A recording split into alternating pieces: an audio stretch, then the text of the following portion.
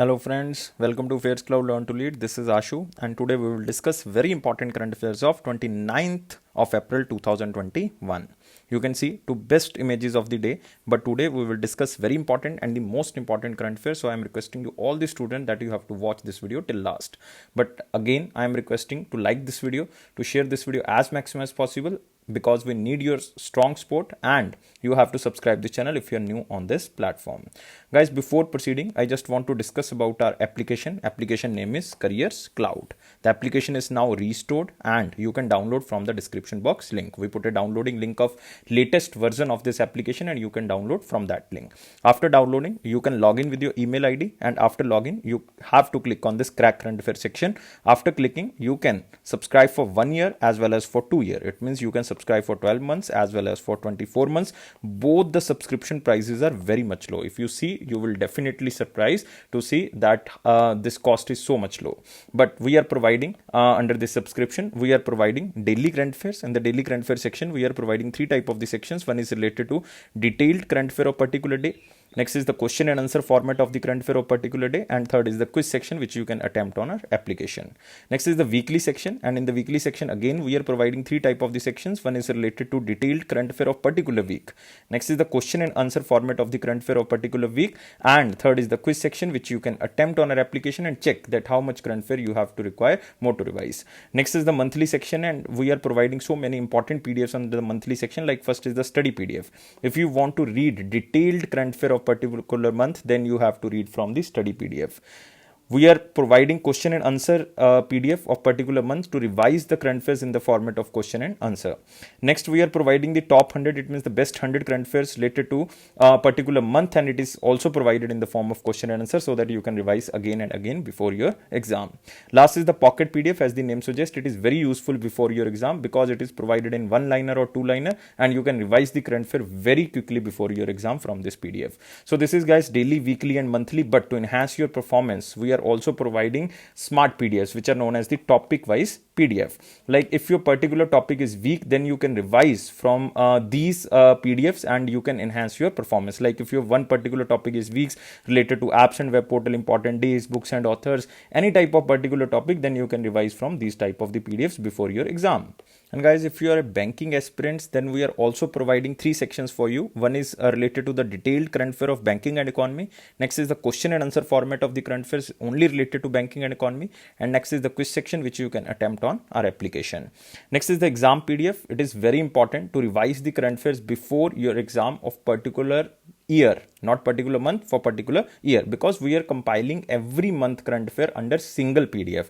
It means suppose your exam is tomorrow and you want to revise all 2021 current affair, then you have to just pick this one PDF and you can revise all 1 year current affair like till date from this PDF. Next is the special current affair. Like we are providing budget and economic survey. It means detailed budget and economic survey will be provided to you. And also we are providing expected question and answer related to budget and economic survey which examiner can ask. We are also providing the state current affairs because if you are preparing for your center government exam, you are definitely preparing for your state government exam. That's why we are providing state current affairs. We are covering every state and union territory so that your performance in the state exam also can be enhanced. So guys, there is no different subscription for all these categories. There is only one subscription for all these things. Like you have to download our application, latest application from the Careers Cloud description link. We provided a downloading link in the description box. You can log in with your email ID and you have to click on this crack current affair section. After clicking, you can subscribe for 1 year as well as for 2 years. But guys, price of this subscription is very much low. If you see the price, you will definitely surprise, and on that minimal price, we are providing 10% extra discount. If you use this code #10, then you will get 10% extra discount. And if you have any query, any type of the query, then you can email us on this email ID like support@affairscloud.com, or you can call on this number. We will solve your query as soon as possible, and you can comment in any video because I am personally I am personally attending all the comments and I am personally answering all the comments which are related to any type of the query or any type of the problem. So guys, you can also comment us. So let's start today's current affair, that is 29th of April 2021. But I am again requesting you all the students, we need your support. So you have to provide us 700 plus likes. You have to subscribe this channel if you are new on this platform, and you have to share this video as maximum as possible in your WhatsApp groups, in your Telegram groups. You have to share this. So let's begin today's session with the most important question section. Here is our first question. Indian and French Navy conducted a bilateral exercise in Arabian Sea. So first of all, you have to remember one bilateral exercise between navies of Indian and French conducted in Arabian Sea. And what is the name of this exercise? Very simple question. Mark this question in the most important section. So guys, answer is very simple. Answer of this question is Varuna 2021. This is the naval exercise between India and France. But these three exercises also related with the India and France, but they are not naval exercises. Like you can see, Desert Night 21, it is basically air exercise between India and France. Garuda exercise, by the name you can guess, it is also the air exercise between India and France. And Shakti exercise, that is army exercise between India and France. So guys, remember, we are talking about only navy, and naval exercise is also only one between India and France, both conducted in Arabian Sea. So guys, remember, this Varuna exercise conducted in Arabian Sea. You can also see this picture, like 19th edition of Indian and French Navy bilateral exercise known as the Varuna 2021 conducted in the Arabian Sea from 25th to 27th of April. You don't have to remember this dates. From the Indian side, guided missile stealth destroyer INS Calcutta and other Indian Navy assets took part in the exercise. Like you can say, INS Tarkash was there, INS Talwar was there, and Calvary class submarines were also took part in the exercise. And Varuna is a bilateral exercise which was initiated in 1983 and it was renamed as Varuna in 2001. But you don't have to remember this thing. This is just information for you. And as per the Indian mythology, Varuna is the god of ocean. So by this you can remember that this is an exercise of Navy between India and France. And this exercise is a vital part of the Indo-French strategic partnership and highlights the coordination between the two navies. So you have to remember, it is named as the God of Oceans. And Japan also will conduct military drill with the United States of America and the France. So you have to remember, Japan is set to conduct joint military drill with United States of America and French troops in the Japan Southwest region in May 2021. It will be conducted in May 2021, and it will be the first large-scale exercise in Japan involving ground troops from all the three countries like Japan, United States of America and France. And guys, remember, recently, like in April 2021, navies of India and three other Quad countries stands for India, US, Japan and Australia, participated in the multilateral French exercise known as the La Prose. So this is a French exercise, but it took place in the Eastern Indian Ocean region, but it is led by France. So this is most important exercise you have to remember, but it is a quad country exercise that is known as La Pérouse. So remember about France, president is Emmanuel Macron, capital is Paris and currency is euro or CFP franc. Now we can move to the next question. What is the rank of India in Chandler's Good Governance Index 2021? So this question is related to one of the index. So I already covered this point that you have to remember three things under any type of the index. One is the top country who topped under this index. Second, who published this index. And third, what is the rank of India? So first of all, let's see who published this index. This is Chandler's Good Governance Index. So by the name, you can guess this is basically published by Chandler Institute of Governance. Chandler Institute of Governance, and this institute is basically Singapore based institution. And which country topped under this index? The country which is topped, that is Finland. Finland topped under this index, Switzerland is on second and Singapore is on third rank. And what is the rank of India? India's rank is 49. So guys, remember, India's rank is 49. So the right answer is D. So you can see this.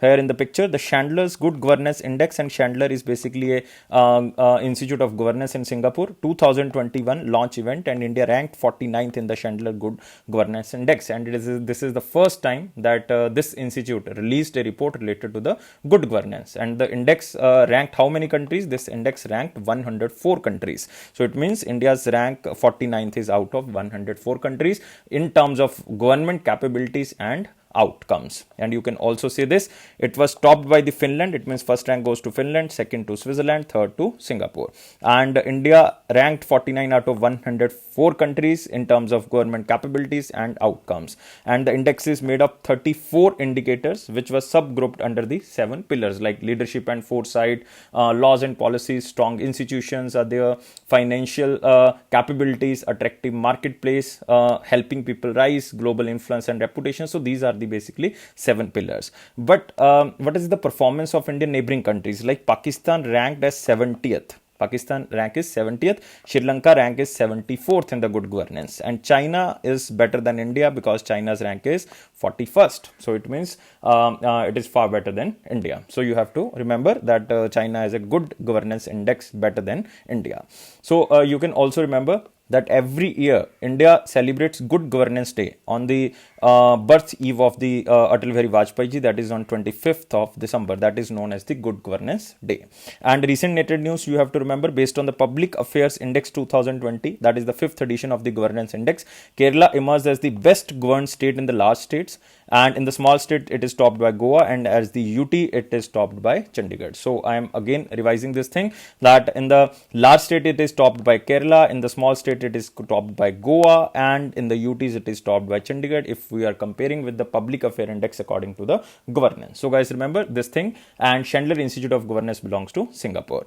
But there are more options and other ranks are there, like you can see 94th rank in the Global Hunger Index. Global Hunger Index of 2020, India ranked on the position of 94th. India ranked on the position of 94th. Next is the 121st, that we covered so many times, that this is the rank of India in Economic Freedom Index of 2021. I'm repeating again, this is the index of 2021, that is Economic Freedom Index. And which country topped under the Economic Freedom Index? That is Singapore. So remember, Singapore topped under this index. Next is the 40th rank of India. This is the rank of India in the International Intellectual Property. Remember, International Intellectual Property Index. Again, it is of 2021. And which country topped under this index? That is United States of America, because it is published by US Chamber of Commerce Global Innovation Policy Center. So all the things are now covered under this question. Now we can move to the next question. Who became the first Indian and Asian woman to receive Wild Innovator Award? Mark this under the most important question, because she is the first Indian and first Asian woman to receive the Wild Innovator Award. And answer of this question is Dr. Kirti K. Karnath. So remember this question, remember this answer. This is the most important question because this award is related to the wildlife, and this award is known as Wild Innovator Award. You can see the picture of Dr. Kirti Karnath, and she won the she is the first Indian woman to get Wild Innovator Award. You can also see this. This award is given by a organization or the foundation known as the Wild Elements Foundation. And this organization has awarded Dr. Kirti K. Karnath, that is positioned as the Chief Conservation Scientist at Bengaluru-based Center of Wildlife Studies, and the Wild Innovator Award for 2021. It means she is basically the, you can say, the chief scientist or the chief conservation scientist of this Bengaluru-based organization that is known as Center for Wildlife Studies. And the foundation has partnered with the Wild Innovators and the Wild Advocates. So there are two another organizations for which Wild Elements Foundation has partnered. The one is the Wild Innovator. Innovator stands for, it includes the premier science and conservation projects or experts driving cutting edge work in the field around the world. And Wild Advocate stands for, it includes the celebrities and influencers who value and promote the importance and vital interdependence of the people, animals, plants, and our shared environment. So there is a power of three, like one is the Wild Element Foundation, next is the Wild Innovator, third is the Wild Advocate. So all the three organizations basically identifying the interconnectedness of animal kingdom, humankind and plant kind in the specific approach of the foundation in addressing climate change. So this foundation is also planning to invest about $3 million $3 million in sustainability and conservation organization, and at least $10 million by 2030 in sustainable development goals, which we have to achieve by the year of 2030. So guys, remember Kirti K. Karnath, she is the chief conservation scientist and director at the Center for Wildlife Studies, and she was awarded for her work towards the conservation of the wildlife. She was also awarded with the National Geographical Society award in 2011. In 2012, she was selected for the National Geographical Emerging Explorer. She was also selected for one of the India's Power Women by the Femina in 2012, and so many awards. But you have to just remember this name. This is the most important thing you have to remember. Dr. Kriti K. Karnath. But there are other options you have to remember. One is the Anjali Bhardwaj. She was basically awarded with the International Anti-Corruption Champions Award. International Anti-Corruption Champions Award. Next is Kaushalya Shankar, or the Kaushalya Shankar. Its name is Kaushalya Shankar or Kaushalya Shankar. She was awarded with the International Women of Courage Award. International Women of Courage Award of 2021 for fighting with the intercaste instabilities. Next is Aishwarya Sridhar. And in 2020, Aishwarya Sridhar awarded as Wildlife Photographer of the Year Award. Remember, Wildlife Photographer of the Year Award. So you can just recall these news because these are related to the past current affairs, but you have to remember Dr. Kriti K. Karnath, who won the Wild Innovator Award. Now we can move to the next question. United States Finance Commission on International Religious Freedom, this is the organization, has recommended the United States government to put which country in a list countries of particular concern. So this is an basically independent commission like United States Commission on International Religious Freedom, and this independent commission has recommended the United States government to put which country on a list of countries of particular concern for the worst violation of religious freedoms in 2020. It means countries for particular concern for the most or the worst violations of the religious freedoms in 2020, and this country is, guys, India. So you have to remember, this is the very bad news for India, that this commission recommended to put India in the countries of particular concern, and it means United States government now become the watchdog for Indian activities. So guys, remember, this is India, but including India, 14 countries have been recommended by this commission to put under the countries of particular concern, like Burma, China is there also, Iran is there, Nigeria is there, North Korea, Pakistan is there, Tajikistan, Saudi Arabia. So these countries are there, including India. It means total 14 countries are recommended, but Nigeria was the first democratically secular country to be placed in the countries of particular concern. It was designated as the countries of particular concern in 2020 by the United States of government. So guys, remember, this is India. Now you can see countries of particular concern. It is by this organization that is known as United States Commission on International Religious Freedom, and India should be a country of particular concern for religious freedom, and it is by the United States of Commission. This is the second year in a row that this commission has asked the United States government to designate India as a countries of particular concern, and the recommendation of this organization are not binding on the US government, because in the last year US government rejected the recommendation of this commission. But now let's see, the United States government will accept or reject this. United States put India in the currency manipulator watch list. This is again very important because this is because of two reasons. Like recently, high dollar purchases done by the Reserve Bank of India, it is almost close to 5% of the GDP. 5% of the GDP, and these purchases breached 2% of threshold, because any country can purchase maximum to maximum US dollar at least of 2% of threshold or 2% of GDP. But now India purchased 5% of its GDP. This was done by the RBI to support the value of rupee, which had weakened due to the pandemic. And the second reason, India trade surplus with the United States of America has increased by around 5 billion USD to 23 billion USD. And it is basically because India exported so many things to the United States of America. So India has surplus trade with the United States of America. So these two things, because of these two things, United States of America puts India in the currency manipulator watch list. Now moving to the recent related news, according to the Freedom in India World 2021, 2021. This is a report known as the Democracy Under Siege, and this is released by US-based think tank Freedom House. And in this Freedom in the World 2021 report, India has scored 67, and its position has been downgraded to partially free from free in 2020. Earlier, India was categorized under free countries, but now India is categorized under the partially free countries. And remember about this commission, United States Commission on the International Religious Freedom, and this commission headquartered in the Washington DC, United States of America. Now we are moving to the next question.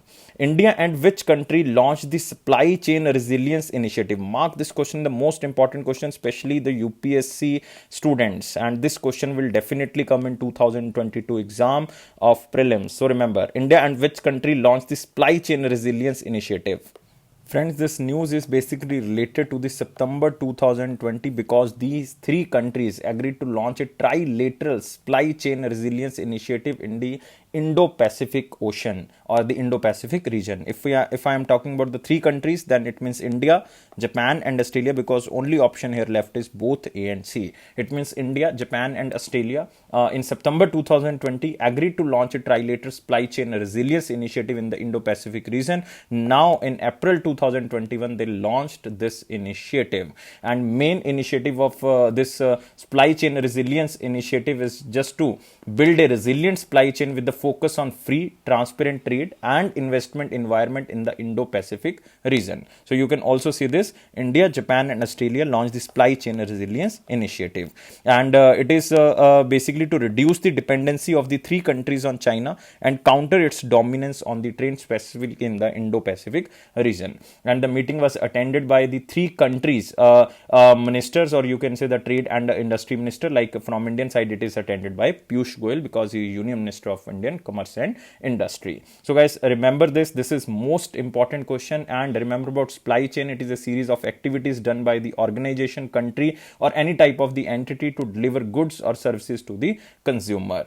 So if we have a strong and diversified supply chain, and it will ensure that a country does not depend on one or two countries. So it will be essential during unanticipated events like tsunamis, COVID-19, earthquakes and pandemic type, ensuring that there is no disruption or halt in the trade which may impact the economic activity in the country, like this type of the situation. And Japan exports so much goods to China, and even in this case Australia and China accounts almost 32% of the exported goods. So now India is dependent on China for active pharmaceutical ingredients and electronics, but these three countries will ensure that the dependency on China will be reduced. So guys, remember these three countries are India, Japan and Australia.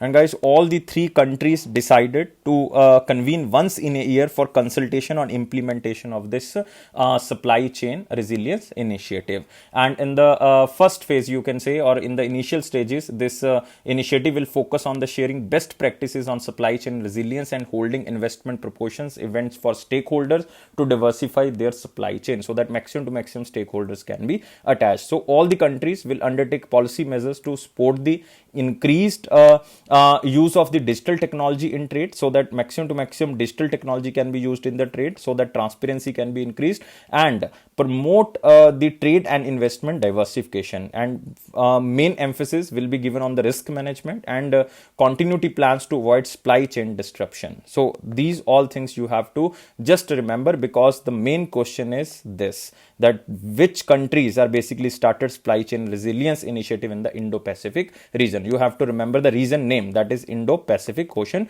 to reduce the dependency of the China. So guys, remember all these things. Now we can move to the next question, but you can also remember about Australia. Australia Prime Minister is Scott Morrison, capital is Canberra and currency is Australian dollar. And also remember about Japan. Japan currency is Japanese yen and capital is Tokyo and Prime Minister is Yoshihide Suga. So all these three things you have to remember. Moving to next section, it is the very important question section. You have to provide us 700 plus likes. You have to share this video as maximum as possible, and you have to subscribe this channel if you're new on this platform. So here is our first question in the very important section. Which state or union territory become the first large contiguous territory to be conferred with the organic certification? So the most important keyword here is the first large contiguous territory to be conferred with the organic certification, because if the examiner is asking about the only union territory who was certified with the organic certification, then it is Lakshadweep. If examiner is asking about state, then it is Sikkim. But if examiner is asking about first large contiguous territory, then answer of this question is Andaman Nicobar. So answer of this question is B. So Ministry of Agriculture and Farmers Welfare has certified around 14,491 hectares of land in the Andaman and Nicobar area as organic area. Remember, it is also known as the organic area, as under the large area certification scheme of the center government. So you can also see this, over 14,400 hectare area in Andaman Nicobar become the first large territory to get organic certification. So earlier we covered that Lakshadweep become the first UT who are covered 100% organic, and the first state is the Sikkim. And the organic certification will help farmers in getting direct access to the emerging organic food market of the country, and their income by this can be enhanced.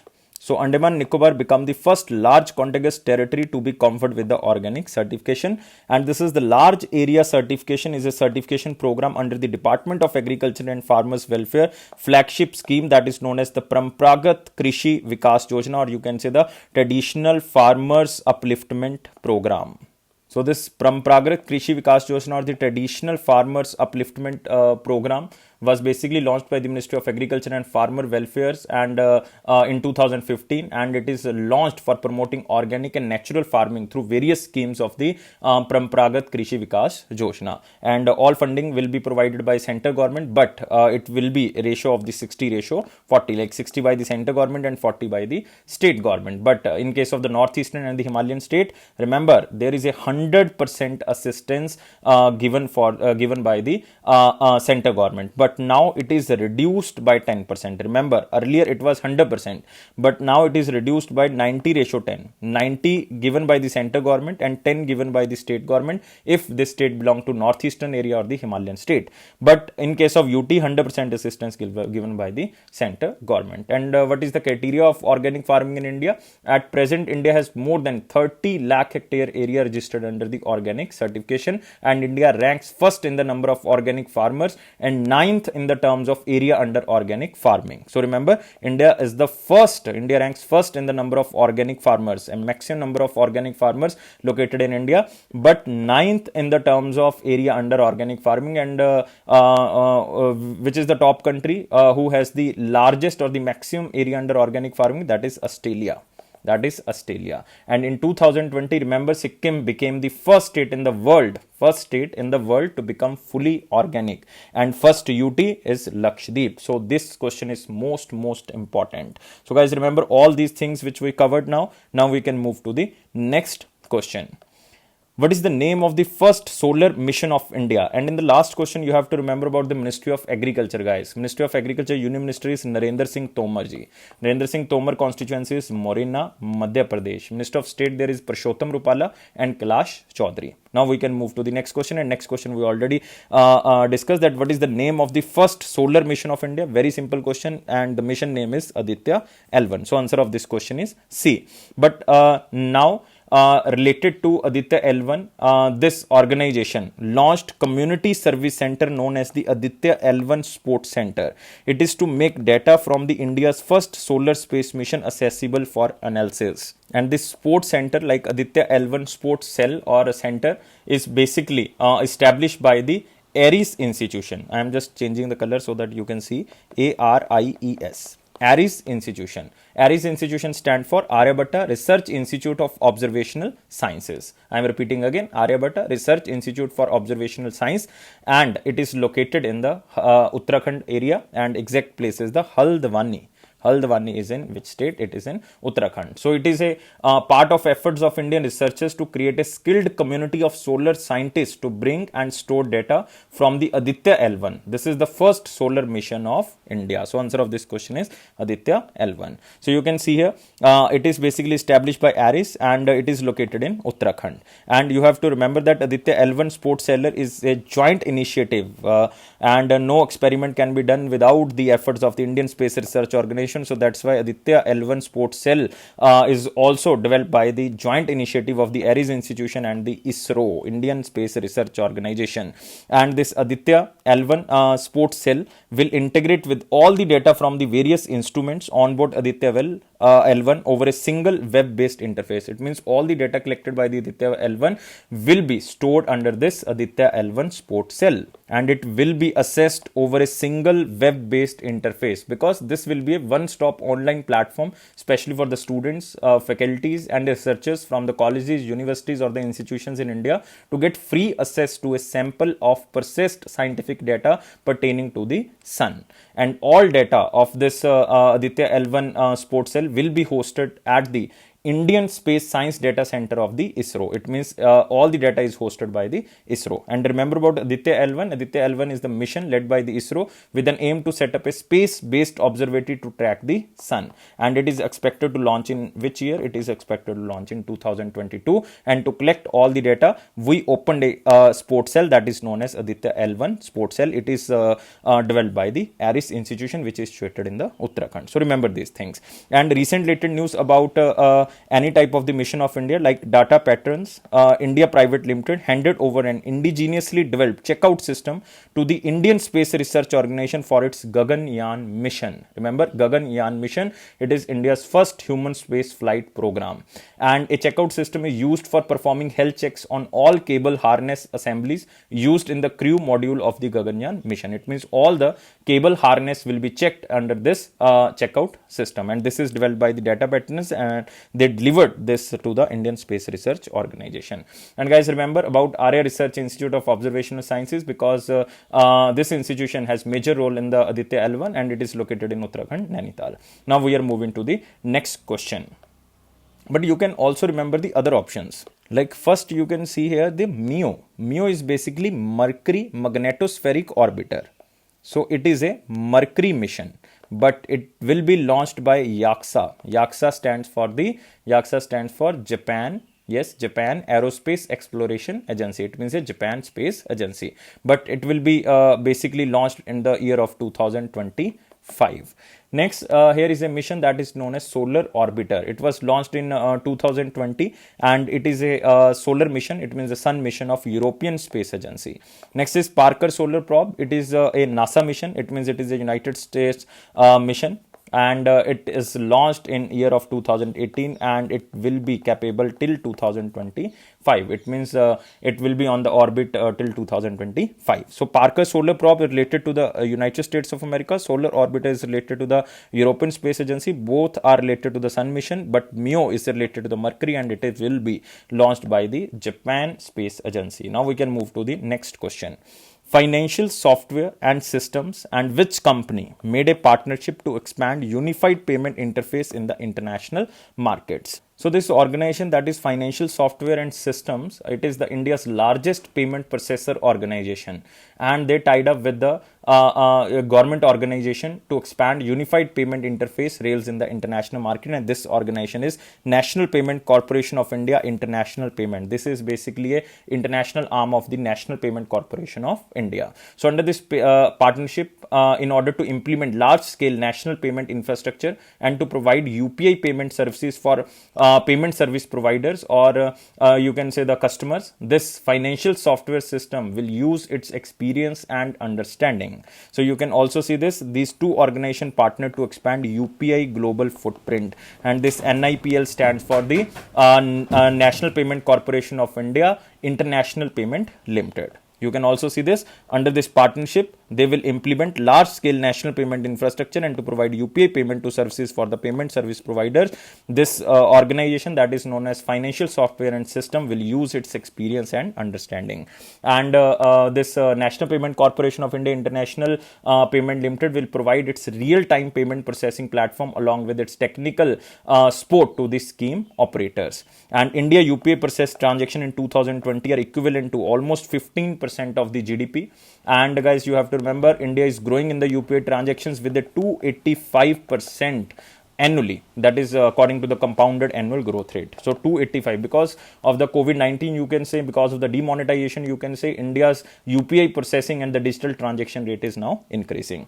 And remember about Financial Software and System, it was established in 1991, headquarters in Tamil Nadu. Don't remember founder, chairman or the managing director. So don't remember, it is not so much important. But you have to remember the recent related news that National Payment Corporation of India formed its fully owned subsidiary firm called National Payment Corporation of India Bharat Bill Pay Limited? This is important question because we covered this question in the most important section. It is just to offer recurring payment services, and National Payment Corporation of India transferred all its Bharat Pay bill payment system transactions mandated to the newly formed subsidiary. And you can also remember about NPCI. NPCI headquarters is in Mumbai, and its managing director and CEO is Dilip Asbe. So you have to remember Dilip Asbe is currently the MD and CEO of National Payment Corporation of India.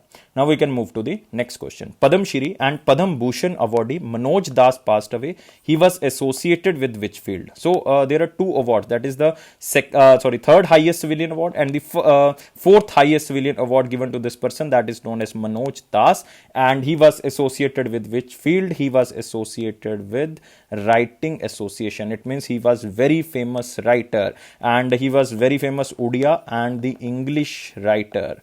He died in Pondicherry, but he belonged to Odisha. That's why he was very famous Odia writer. And he received this Padam Shri award in 2001 and Padam Bhushan in year of 2020. It means last year he won this Padam Bhushan award of 2020. Padam Shri in 2001 for his contribution in the field of literature and education. He was also a recipient of the Shri Aurobindo Puraskar, Sahitya Academy Award, Odisha Sahitya Academy Award, and so many awards. He was teaching English literature and philosophy in the Shri Aurobindo International University. So guys, remember, very, very important personality you have to remember because he was also edited so many magazines, like one is the Diganta. If you belongs to Odisha, you have to remember this, Diganta. Second magazine is The Heritage. These both magazines are basically edited by this personality, Manoj Das. And he had also written columns in the Times of India, Hindustan Times, The Hindu, and The Statesman. And very known works are like A Tiger at Twilight, A Submerged Valley, but you don't have to remember the works. If you belongs to Odisha, then you have to remember this. But now we can move to the next question. You have to remember three things. This person belongs to Odisha because he was born in Odisha, and he was very famous Odia and the English writer, and his name is Manoj Das. You can see the picture of Manoj Das. Legendary writer Manoj Das passed away. Now we can move to the next question. In which state the foundation stone of the integrated solar dryer and pyrolysis pilot plant laid? So first of all, you have to remember this, that this foundation stone was laid by CLRI, which is an institution of the Council of Scientific and Industrial Research, that is known as Center Leather Research Institute. And this institute is headquartered in which state? This is headquartered in Tamil Nadu. So that's why it is situated in Tamil Nadu. So answer of this question is C. So you have to remember this. Now, what is the work of this integrated solar dryer and the pyrolysis pilot plant, which was laid in the Center Leather Research Institute? So the project was allocated to this institution under the Indo-German project titled as Pyrosol or the Pyrasol. So guys, you have to remember this is an Indo-German project that is known as Pyrasol, and this is allocated to this institution that is known as Center Leather Research Institute. And the plant will help in transforming urban organic waste into the biochar and energy in the smart cities. So you can also see this plant will look like this structure, and it will help smart cities transformation, urban organic waste into the biochar and energy, and this energy can be transferred to the urban society and it can become the smart cities. And this plant will help in transforming urban organic waste into the biochar and energy, and it can be provided into the smart cities. And this project title, which is known as the Pyrasol, this is a project related to the smart cities, integrated energy supply, carbon sequestration, and urban organic waste treatment through combined solar sludge drying and the pyrolysis aim provide technology development for joint processing of the fibrous organic waste and sewage sludge into the biochar. It means they can basically convert the organic waste into the biochar, and it can be converted in the form of energy which can be transferred to the smart cities. So this is the basically criteria of this program. So guys, you have to just remember the name of the state, that is Tamil Nadu. So Tamil Nadu state is very important for you. There are a very important national park. One is the Annamalai Tiger Reserve is there. Mudhumalai Tiger Reserve is also there. That is Mudhumalai National Park, very famous. One is Karayan or the Kariyan Shola National Park or the Karayan Shola National Park. Kariyan Shola National Park, that is also in Tamil Nadu. One is Gaundi National Park, Uindy, Gaundi National Park. Grass Hill National Park, that is again very famous in the Tamil Nadu. So two are very famous, Annamalai and Mudumlai. One is the Korean or the Krayan National Park, Gaundi National Park, Grass Hills National Park, Gulf of Mannar Marine National Park. This is very famous again in Tamil Nadu. So these are the very famous national parks in Tamil Nadu. So guys, you have to remember the Chief Minister and the Governor of the Tamil Nadu. So first of all, let's discuss about the Tamil Nadu Chief Minister. Tamil Nadu Chief Minister is K. Planiswamy. Remember, K. Planiswamy. And who is the Governor of Tamil Nadu? Again, very famous Governor, Tamil Nadu. Yes, answer is Banwari Lal Purohit. Banwari Lal Purohit. He is currently the Governor of Tamil Nadu. So you have to remember all these things. Now we can move to the next question. It is from the picture. World Day for Safety and Health at Work celebrated in 2021, and it is celebrated on 28th of April.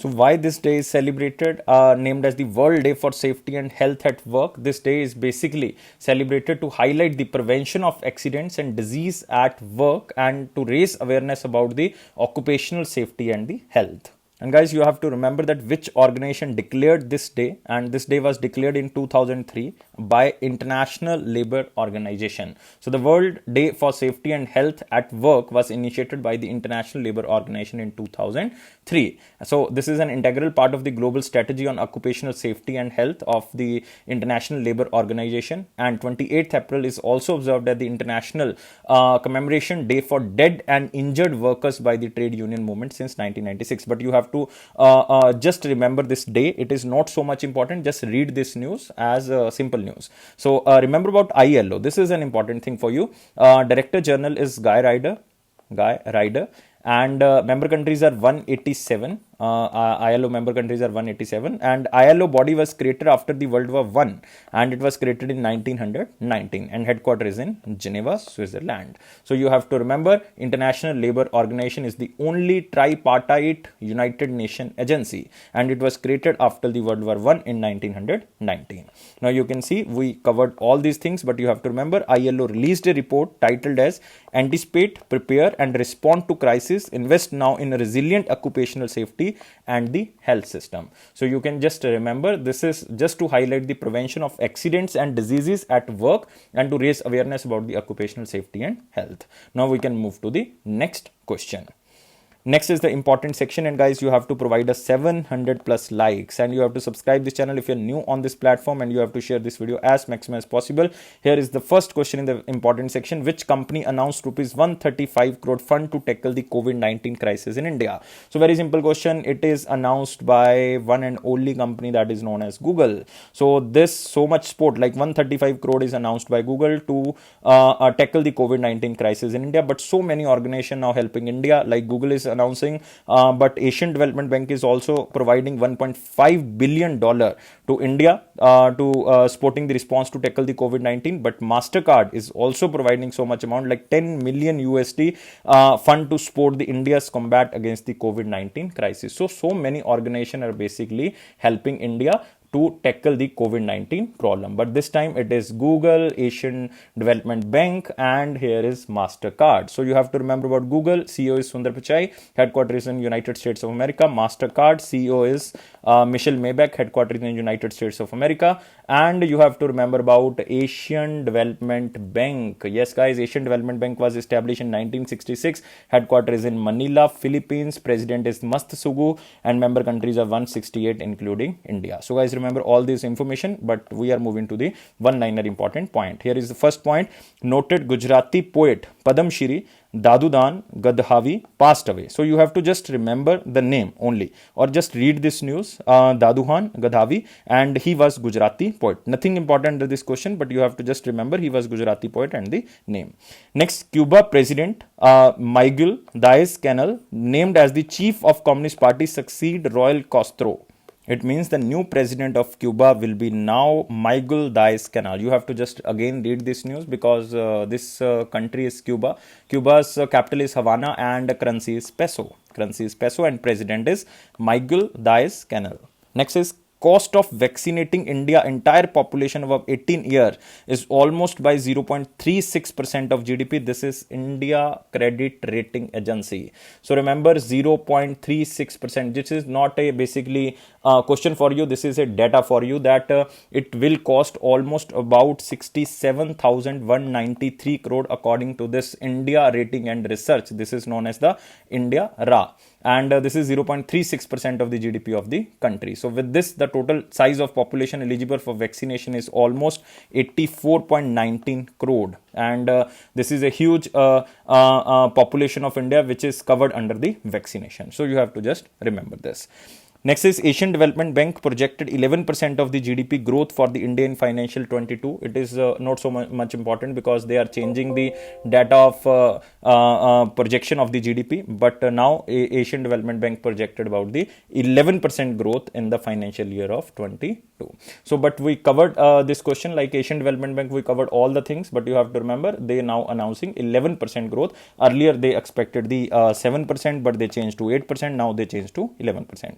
Next, RBI issued guidelines for the appointment of SCAs and SAs with continuous 3 years tenure. So SCA stands for the statutory central auditors and SA stands for the statutory auditors. It means RBI issued guidelines for the appointment of the statutory central auditors and the statutory auditors for commercial banks and urban cooperative banks and non-banking financial companies. But they are excluding the regional rural banks under this. And guys, the banks have to appoint these auditors for a continuous period of 3 years just to satisfying the eligibility norms each year. And this condition is made to protect the auditor and the auditor firms independently. So just remember it is for the auditors. Next, government infused rupees 200 crore into the IFCI to improve its financial condition. So this is important, guys. You have to remember just that the government infused 200 crore rupees in the Industrial Finance Corporation of India. Industrial Finance Corporation of India. And it is just to recover this institution from the financial debt. But you have to remember this institution was established in 1948 and its headquarters is in New Delhi. Its deputy managing director is Shri Sunil Kumar Bansal. But the news is not so much important because there are so many organizations for which government is basically infusing money. So it is not so much important. So guys, the one-liner important news I am again revising you. You can just revise that you have to remember about Cuba. You have to remember about this Asian Development Bank and this auditor firm, the time period of auditors. So these three things are important and just remember the name of this person. So now we are moving to the question of the day. What was the question? Question was very simple. When did the Banking Regulation Act of 1949 become applicable to the state of Jammu and Kashmir? So guys, remember initially this act was passed as a Banking Regulation Act of 1949 and it was applicable to the whole of India except Jammu and Kashmir. Remember, except Jammu and Kashmir, and it became applicable to Jammu and Kashmir from 1956. Guys, remember 1956, not 1966. It was basically changed into Banking Regulation Act in 1966. Remember, it was changed into Banking Regulation Act in 1966, but it was renamed. It was named as Banking Regulation Act, or earlier it was known as the Banking Companies Act of 1949. So guys, remember answer of this question is 1956, and in 1966 it was renamed as the Banking Regulation Act of 1949 because earlier it was known as the Banking Companies Act of 1949. So guys, remember this. Now we are moving to the question of the day. Question of the day is, which was the first bank to introduce ATM in India? So it is very static question and it is very simple question, and this question asked in very exam. So guys, remember answer of this question and comment me this answer in the comment box. So I'm waiting your answer. So guys, please provide us 700 plus likes. This is only motivation you can give us. Please subscribe this channel and please share this video as maximum as possible and press this bell button so that you can receive the notification on time. It is Affairs Cloud promise that it will boost your confidence in the general awareness section definitely. And if you are reading the current affairs from the PDFs, and if you are also watching the current affairs from the YouTube videos, then it is very useful because 90 to 95% current affairs which are coming in your exams are covered by Affairs Cloud PDFs and the videos. So that's why you can subscribe our PDFs from the link given in the description box. You can download our application and you can subscribe for 1 year as well as for 2 year. Just see the price, you will definitely surprised because the price is so much low, and we are providing extra 10% discount on low price. And if you use this code #10, then you will get definitely 10% extra discount. And guys, thank you for watching this video, and don't take life so much serious. Life is fun. Always be happy because happiness is the key of success. Thank you guys for watching this video, and take care. Bye bye.